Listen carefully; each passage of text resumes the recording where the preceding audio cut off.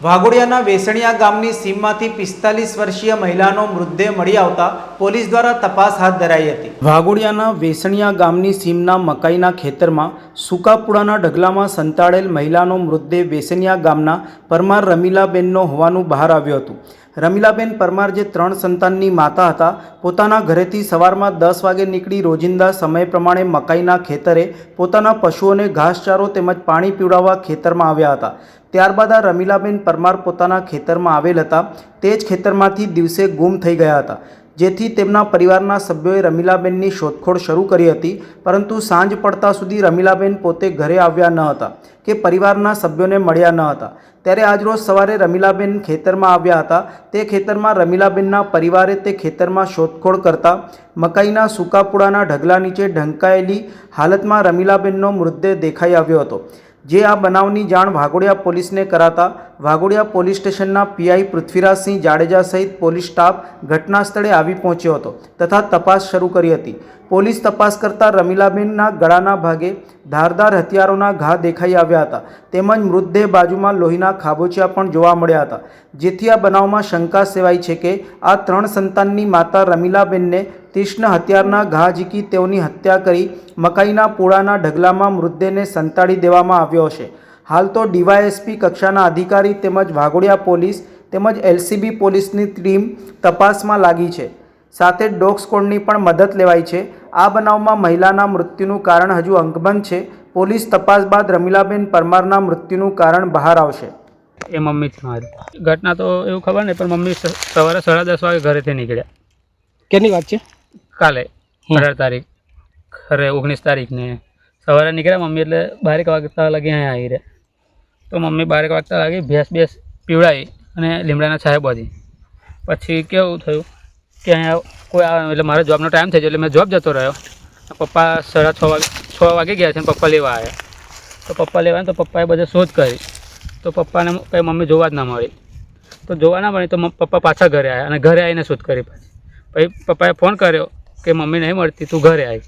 તો મેં કંપનીમાંથી હાફડે મારીને અહીંયા ખેતર ડાયરેક્ટ આવી ગયો અને આવ્યો એટલે બધે શોધ કરી, પણ મમ્મી કંઈ જોવા જ ના મળી। તો અમે ખાસા 2-1 વાગ્યા લગી શોધ કરી પણ મમ્મી કંઈ જોવા જ ના મળી। પછી અમે સવારે 6 વાગે પણ પાછા આવ્યા અહીંયા બધે, તોય શોધ કરી પણ મમ્મી કંઈ જોવા જ ના મળી।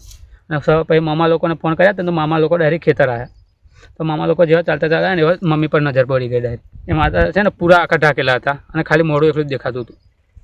અત્યારે તો ખબર નહીં, પણ પાછળ કોળીનો ઘા મારેલો છે। મને તો કોઈ જોડે નહીં, શંકા નહીં, અમારે કોઈ જોડે એ જ નહોતું કે દુશ્મની અમાર હોય।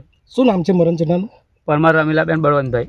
વાઘોડિયા પોલીસ સ્ટેશન વિસ્તારના વેસણિયા ગામના રહેવાસી રમીલાબેન, ઉંમર વર્ષ 46, બારિયા પરમાર જ્ઞાતિના છે। તેમનું મૃત્યુ થયેલ છે મેસેજ મળતા સ્થળ ઉપર આવી તપાસ કરતા એમના ગરદનના પાછળના ભાગે ધારદાર હથિયારથી ઘા મારેલાનું જણાયેલ છે।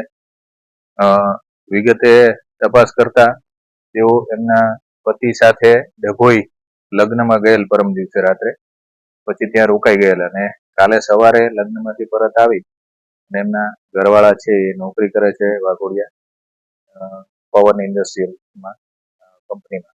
એટલે એમના ઘરવાળા છે એમની કંપનીમાં જવા માટે ત્યાં એમને એનજી શાહ વિદ્યાલય પાસે ઉતારી અને એમના ગામના જે છોકરાઓ ગામમાં આવતા હતા એમની સાથે મોકલી આપેલ ઘરે કાલે સવારે 8 વાગે।